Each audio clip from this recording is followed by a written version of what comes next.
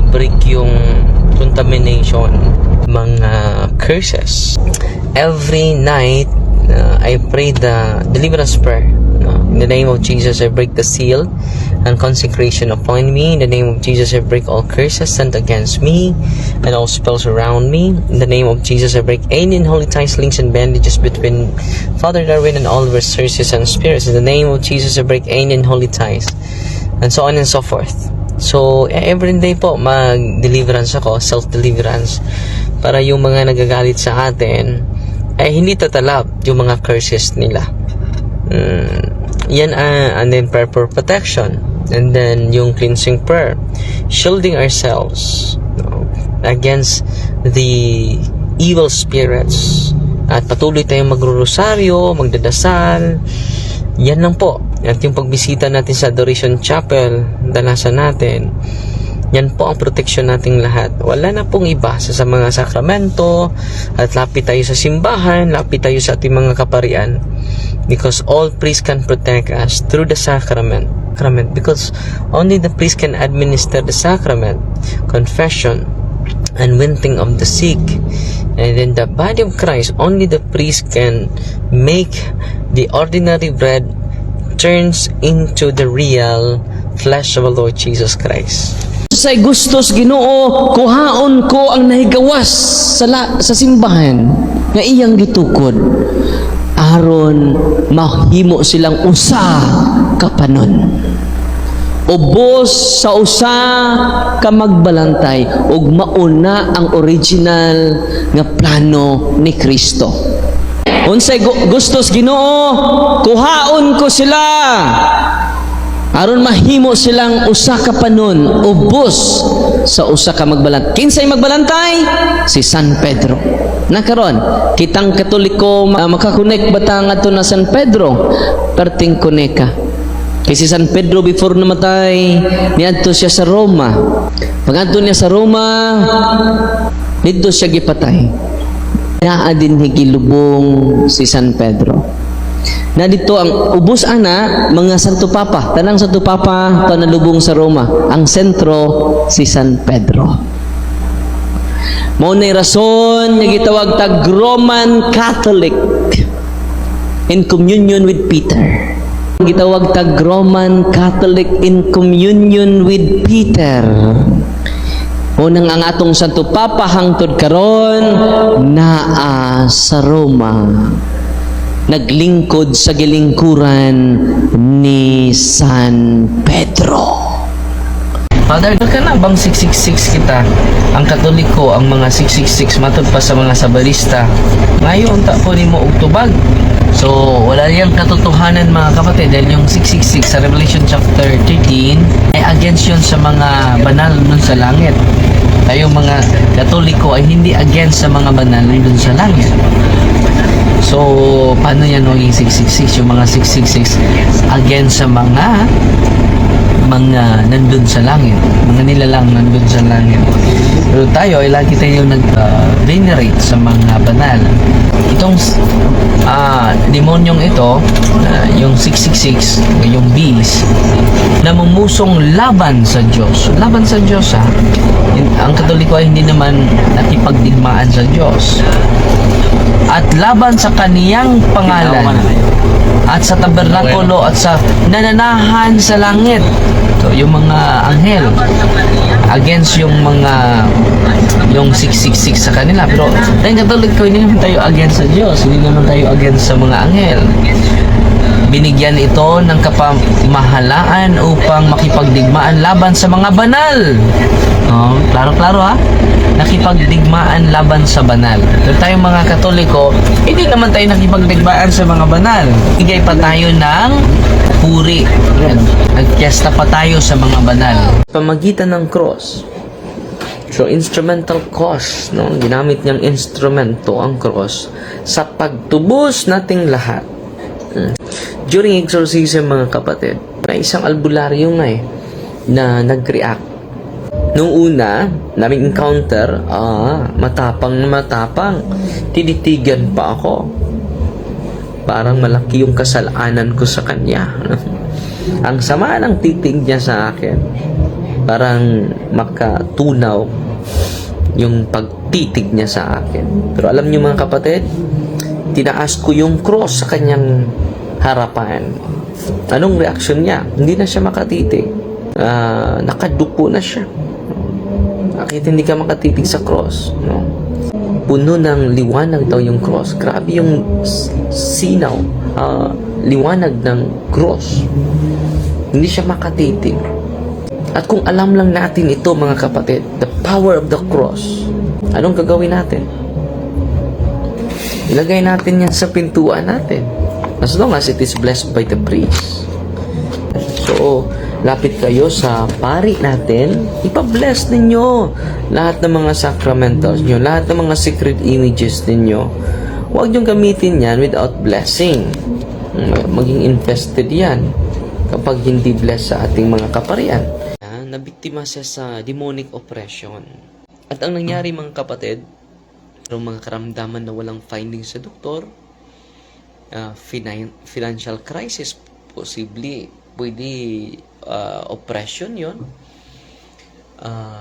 Lagi lang kayong nagkasakit, yung pera mo ay nandun lang sa doktor, sapat lang na maibayad sa doktor. Wala kang ma-save sa iyong salary, yung income mo. At yung negosyo mo ay naubos sa pagsukli. Nalugi ka na. Posible oppression po yun dahil ang daming mga occult involvement ng ating mga ninuno na renounce. Kung ma-renounce natin yan, so, grabe yung blessing sa pamilya. Grabe yung blessing sa community. Grabe yung blessing sa ating simbahan. Dahil yung mga tao ay liberated from oppression. Anong sabi sa Acts of the Apostles? Chapter 10, verse 38. Ang sabi doon, Jesus Christ is appointed by God to heal the oppressed by the evil spirit. Yung kapangyarihan ng pari is not from anyone else, but it is from Christ Himself. Because the priest is in persona Christe. Makatanggap naman tayo ng masamang espiritu sa paglapit natin ng mga albularyo. At ang mga albularyo, they are doing it in good faith. Hindi nila alam na nasa likod sa kapangyarihan nila ay hindi talaga galing sa Diyos. Dapat ma-educate natin ang ating mga mahal na kapatid. Paano natin gamitin ang prayer na ito? At ano ang preparation? So, meron tayong office para ma-empower natin ang mga tao na dumadalo. Huwag kayong matakot. Dahil we are given by Jesus a power and authority to trample serpents and scorpions. Anong gagawin natin? To trample. Tatapakan na natin ang mga tanga, ang mga ahas. Just imagine, bakit matakot tayo sa demonyo? Sila dapat matakot sa atin. Dahil ang mga demonyo ay doble ang kanilang takot. Ang mga demonyo, doble ang kanilang takot sa atin, kaba. Kung alam natin yung paraan ng simbahan, kung alam natin ang prayer ng simbahan, kung alam natin paano natin i-renounce lahat ng mga occult involvement natin, dahil mga hinuno natin may mga orasyon na hindi matabla ng bala, hindi matabla ng mga itak, hindi matabla ng kutsilyo. Alam nyo, yan po ay demonic, mga kapatid. Sa mga hinaharas ng demonyo, nanawagan ako, receive the sacrament. Prioritize the sacrament in your life. And augment your knowledge about our Catholic faith. Dahil ang dami nating mga pamahiin, occultism. Yan po ay doorway of the evil spirit. Kaya nga na-open yung psychic ability. May lolo na albularyo. May lola na albularyo. May lola na may orasyon, may kapangyarihan na hindi matabla ng bala. Totoo, nag-enjoy ka sa kapangyarihan na yan. Pero ang sukli nito, yung buong pamilya mo, yung buong angkan mo, i-renounce mo yan. Yan ang rason bakit ang daming nasapian ng demonyo sa panahon natin ngayon. Mga walking possessed. Dapat gawin natin. Go to the sacrament. Kumplituhin natin ang yung sakramento. Let us examine ourselves. Bakit yung pamilya natin hinaharas ng demonyo? Bakit? Ang daming mga lana, mga langis galing sa mga albularyo. Dapat i-renounce natin lahat. Maraming mga occult na paniniwala na ating hinahawakan pa hanggang ngayon.